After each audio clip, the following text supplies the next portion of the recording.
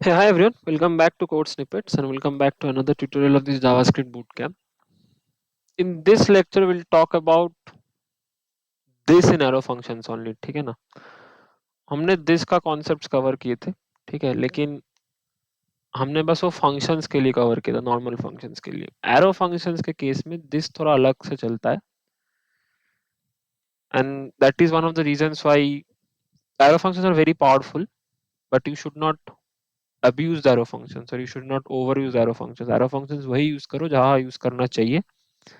हमेशा मत यूज करो, थोड़ा गड़बड़ सा हो जाता है. ठीक है, पहले तो थोड़ा दिस के कॉन्सेप्ट को थोड़ा रिविजिट करते हैं. मान लो मैं थोड़ा कॉम्प्लेक्स लूंगा एग्जांपल. ठीक है, मान लो मेरे पास यहाँ पे अल्टी का वेरिएबल अल्टी का कोड स्निपेट. ठीक है, फंक्शन गेट आउटर, कुछ मेरे पास आउटर फंक्शन है. I define something as a again. ठीक है, and I will have something as get inner function as something something something, and then I will do something as log this dot a, and I will log a, and then I will call the inner function from here, and then I will call the outer function from here. Now think what will be the output of this code. इसमें बहुत सारे concepts एक साथ use हो रहे हैं. ठीक है ना, इसमें क्लोजर के concepts है, इसमें स्कोप एंड स्कोप चेंज का कॉन्सेप्ट है, इसमें दिस का कॉन्सेप्ट है, इसमें बहुत सारा कॉन्सेप्ट है. तो वीडियो को यहाँ पॉज करो और इस कोड का आउटपुट सोचो. सोचो, खुद सोचो पहले, फिर ये वीडियो देखना आगे. ठीक है ना. तो अगर तुम सोच रहे हो भाई इसका आउटपुट 3 एंड 3 प्रिंट होगा, गलत सोच रहे हो. ठीक है, और अगर तुम सोच रहे हो इसका आउटपुट 7 या 7 होगा या फिर 7 और 3 होगा, देन तुम गलत सोच रहे हो. ठीक है ना. इसका आउटपुट होगा, अगर तुमने ये सोचा है तो बहुत बढ़िया, सही जा रहे हो. इसका आउटपुट होगा अनडिफाइंड और 3. ठीक है ना, यहाँ पे ये अनडिफाइंड आएगा. ठीक है ना, और यहाँ पे ये 3 आएगा, यहाँ पे ये 3 आएगा. ठीक है, अभी ऐसा क्यों है? Because of this. ठीक है ना, यहाँ पे मैंने एक वेरिएबल लिया था a इक्वल्स टू 7, और ये आउटर फंक्शन के अंदर भी मैंने एक सेम वेरिएबल लिया था a इक्वल्स टू 3. ठीक है ना. तो जब इनर फंक्शन के अंदर से तुम नॉर्मली a को एक्सेस कर रहे हो, तो ये तो चलो भाई, ये स्कोप चेन इसको पेरेंट स्कोप में मिल रहा है, a का वैल्यू 3, ये 3 प्रिंट करेगा, विच इज फाइन. लेकिन ये जो लाइन है यहाँ पे, तुम you are not accessing a पर से, you are accessing this dot a. This is itself a object, this dot a, right. This मतलब, ये मैंने पहले भी दिस का लेक्चर में कवर कर चुका, I will not explain in detail here. But when you write functions normally like this which are not bound to any objects, this का रेफरेंस क्या होता है? विंडो ऑब्जेक्ट होता है. ठीक है, दिस का रेफरेंस विंडो ऑब्जेक्ट होता है. तो और in the ID this will be the global global scope होगा. अब तुम कहोगे भाई ग्लोबल स्कोप में तो ए का वैल्यू 7 पड़ा हुआ है, तो क्यों नहीं प्रिंट होगा? This is because of the keyword let. Let से जो भी वेरिएबल्स बनते हैं, और हमने अब तक डेफ टूल्स खोल के बहुत बार ये देख भी चुका है कि let type of variables global में असाइन नहीं होता है, राइट. एक कुछ स्क्रिप्ट बोल के बनता है, राइट. ये तुमने देखा है कि लेट टाइप ऑफ जो वेरिएबल्स तुम डिफाइन करते हो, वो जब स्कोप बनता है, एक स्क्रिप्ट बोल के अलग सा स्कोप बनता है. वो वेरिएबल ग्लोबल के अंदर नहीं दिखेगा तुमको, right. So let kind of variables और const kind of variables directly किसी दिस के साथ अटैच नहीं होता है. ठीक है, they will not be attach directly with any this.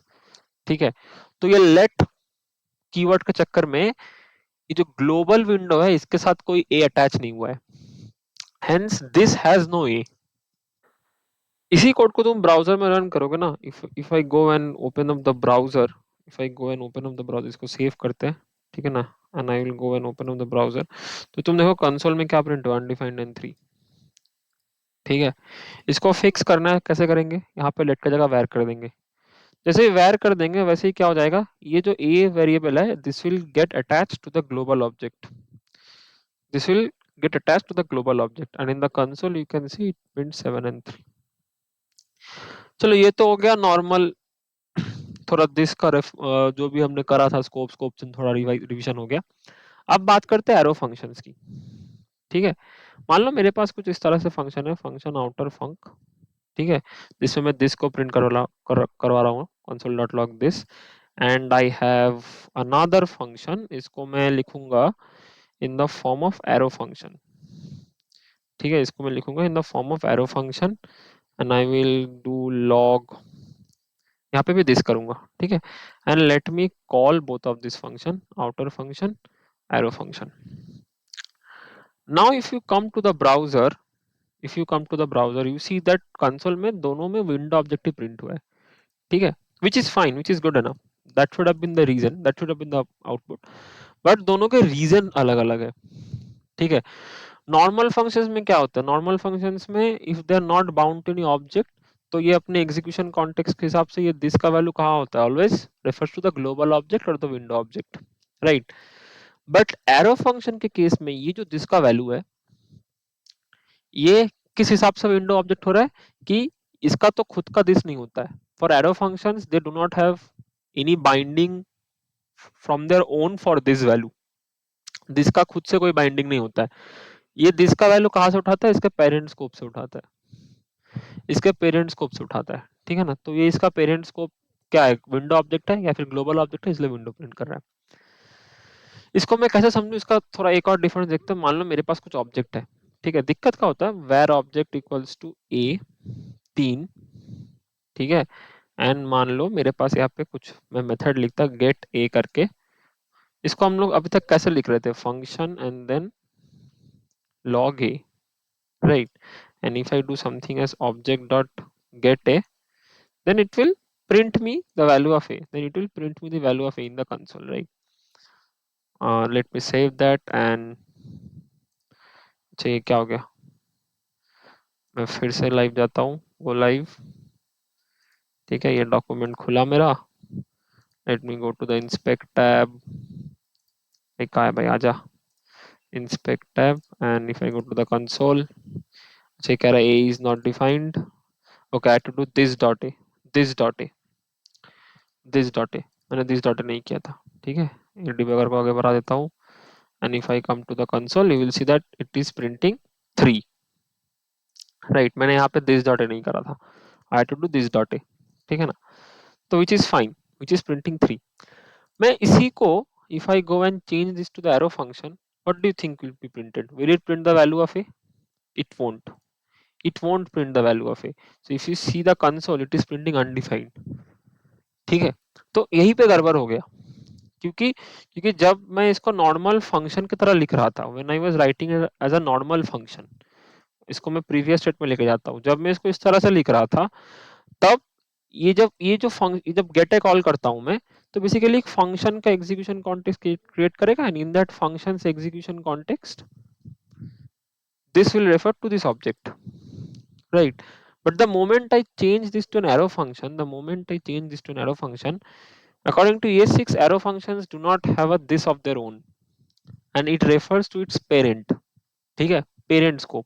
तो ये डिफाइंड कहाँ पे है, पेरेंट स्कोप पे है, पेरेंट स्कोप, पेरेंट स्कोप का लेक्सिकल स्कोप क्या है, ऑब्जेक्ट का डिफाइंड है, ये ऑब्जेक्ट का स्कोप क्या है, ग्लोबल स्कोप है, ग्लोबल स्कोप है, ग्लोबल स्कोप में कोई ए है नहीं है ना, तो इसको अनडिफाइंड मिल रहा है, ठीक है. ये जो एरो फंक्शन ने डिफाइन करा है, ये ऑब्जेक्ट के अंदर है, ऑब्जेक्ट का scope, what is the scope of the object, the scope of the object in this case is the global scope, right.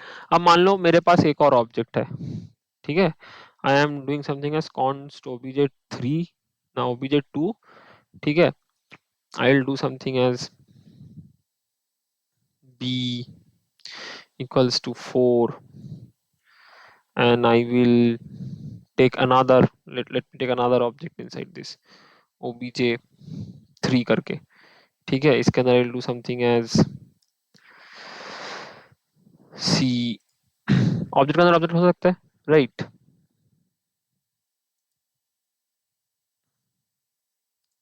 Equals to c equals to 6 मान लो, and की दे रहा है,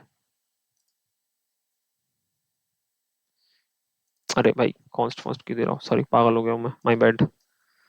obj3 equals to c equals to 6 दे दो, c का value 6 दे दो, and यहाँ पे तुम कुछ ले लो गेट बी करके, ठीक है, गेट बी करके if I write this as function and I will do something as, क्या आ रहा है VS कोड यार, क्या कर रहा है यार, log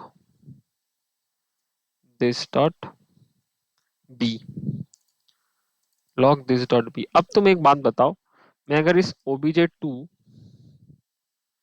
dot obj3 dot gate be call करूंगा, will that print the value of b, will that print the value of b? इस गेट बी फंक्शन में मैं दिस डॉट बी कर रहा हूँ, राइट, तो ये बी का वैल्यू प्रिंट करेगा, ये बी का वैल्यू प्रिंट नहीं करेगा। This will give the value of B is undefined. क्यों? क्योंकि भाई ये जो मैं जो दिस डॉट बी कर रहा हूँ, यहाँ पे ये फंक्शन है, नॉर्मल फंक्शन है, ठीक है ना, ये पे नॉर्मल फंक्शन है, नॉर्मल फंक्शन में ये जो दिस का वैल्यू है that is in this obj3, obj3 में कोई बी है ही नहीं भाई, बी obj2 में है, राइट। अभी इसको मैं एरो फंक्शन कर दूं, इसको मैं एरो फंक्शन कर दूं, और इसको मैं एरो फंक्शन करने के बाद if I try to go and see this, then तुमको क्या लगता है वैल्यू प्रिंट करेगा? तब भी नहीं करेगा, तब भी नहीं करेगा, तब भी अनडिफाइंड ही देगा, ठीक है ना। तो ये नेस्टेड ऑब्जेक्ट में तुम फंक्शन करो, एरो फंक्शन करो, ठीक है ना, तो तुम्हें कब ये दिस के वैल्यू में कुछ मिलेगा ही नहीं, ठीक है। लेकिन तुम ये वाला एग्जांपल देखो, ये वाला एग्जांपल देखो, ठीक है ना, इसमें this is behaving a little different. For a normal function this का वैल्यू दे रहा है, ए का वैल्यू दे रहा है, for a arrow function it is not giving the value of this, ठीक है ना। अब इसको अब इसको करने के लिए क्या ना, एक घुमा फिरा का एक तरीका है, ठीक है, घुमा फिरा का तरीका है, तुमको एरो फंक्शन करना ही है, तुम कर सकते हो। So what you can do basically, you can say something as arrow function, you can say something called as arrow function, ठीक है। एंड इसको तुम इनिशियली नल रखो, इसको तुम इनिशियली नल रखो, ठीक है। और फिर गेट ए में तुम क्या करो, तुम एक फंक्शन लो, एंड इस फंक्शन के अंदर तुम क्या करो, this dot arrow function equals to log a, ऐसा कर दो तुम। इस केस में तुमने क्या किया, तुमने जब when you are calling get a, you are initialising the arrow function, ठीक है, you are initialising the arrow function, ठीक है। अब तुम जब obj डॉट गेट ए कर रहे हो, obj dot get a when you are calling, ठीक है, and then you are calling obj dot arrow function, then what you are basically doing is on calling get a, तुम इस arrow function को define कर दे रहे हो with this, and इस time पे दिस का वैल्यू क्या है, obj है। When I'm calling, this is a normal function, this get a function is a normal function, so when I am calling obj dot get a, the value of this is obj itself। तो जब ये arrow function यहाँ पे assign हुआ, उस time पे this का value क्या था, उस टाइम पे दिस का वैल्यू, उस टाइम पे the value of this is obj itself, right? Now when you call obj dot arrow function, while the creation of the arrow function, this का value is already set to obj। So when now you go and see the browser, now if you go and see the browser, and if you call this obj dot arrow function, you will see that it prints 3, that it prints 3, right? So basically arrow functions always take their this from their parent scope, it will never have a this of its own, ठीक है। So I hope you understood this, ठीक है। This is the reason why you don't use arrow, don't abuse arrow functions, arrow functions are much easier to write, much cleaner to write, ठीक है ना, but उसके भी अपने अपने जगह होते हैं यूज करने के, ऐसे नहीं कि अंधे तरीके से सब जगह पे arrow functions यूज कर दिए, नहीं, ठीक है ना। So I hope you understood how this is being bound to arrow function, मतलब this is being used in arrow functions, ठीक है। I will attach some reference documents in the description, उसमें और डिटेल में होगा, उसमें एग्जीक्यूशन कॉन्टेक्स्ट नॉर्मल फंक्शंस में कैसे बन रहे हैं ये भी डिटेल में लिखा होगा, तुम थोड़ा देख लेना, ठीक है ना, थोड़ा समझने की कोशिश करना। If there is something you are not able to understand, let me know, I'll create a more detailed video on it, but for now I'll keep it this much only। I hope you understood this, keep on practicing, keep on writing more arrow functions, ठीक है, and also keep on practicing writing normal functions as well। normally जब तुम object के अंदर कोई method लिख रहे हो ना, try to use functions only, arrow functions की use मत करो, ठीक है ना। एरो फंक्शंस को ग्लोबल स्कोप के फंक्शंस के लिए छोड़ दो, like let them be a global scope functions, ठीक है ना। एरो फंक्शंस को मेथड ऑब्जेक्ट मेथड्स में यूज करना is not that you know a good practice, मतलब इट्स नॉट रिकमेंडेड। तुम नॉर्मल फंक्शंस लिख लो, ठीक है ना, as object properties. Again in classes when we teach when we talk about classes, हम फिर से क्लास के अंदर एरो फंक्शंस कैसे होते हैं, अगेन लाइक जब हम क्लास लिखेंगे ना तब उसमें एरो फंक्शंस का दिस आ जाएगा, ठीक है ना। वो कैसे आएगा, वो जब हम क्लास करेंगे इन जावास्क्रिप्ट तब हम तब की बात तब करेंगे। But for now this much only, and I will see you in the next one. Keep on practicing. Thank you. Bye bye.